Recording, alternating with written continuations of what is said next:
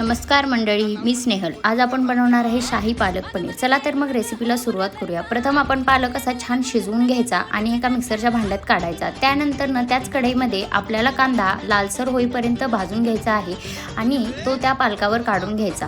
कांदा भाजल्यानंतर त्याच कढईमध्ये आपण टोमॅटो त्यातले पाणी आटेपर्यंत छान परतून घ्यायचा व तो त्या मिक्सरच्या भांड्यामध्ये काढून घ्यायचा। टोमॅटो नंतर त्यात आल्याचे 2-3 तुकडे आणि थोडा लसूण घालून त्यामध्ये कोथिंबीर घालायची आणि त्याचे मिश्रण करून घ्यायचे आहे।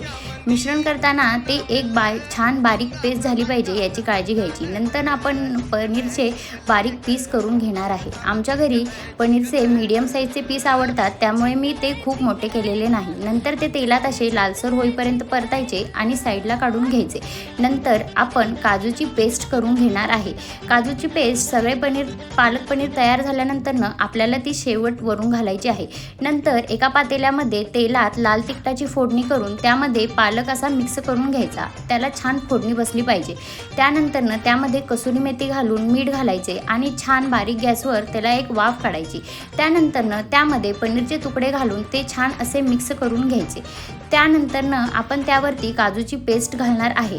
काजूची पेस्ट घातल्यानंतर आपण पुन्हा एकदा त्याला वरून धाबा स्टाईल तडका देणार आहे। त्यासाठी तेल गरम करून त्यात लसूण आणि लाल तिखट घालून ते आपण पालक पनीरवरती घालायचे, म्हणजे त्याची चव एकदम धाबा स्टाईल लागते। हे पालक पनीर आपण चपातीबरोबर, रोटीबरोबर घरी सर्व करू शकतो। हे असे तुम्हीही करून बघा। धन्यवाद।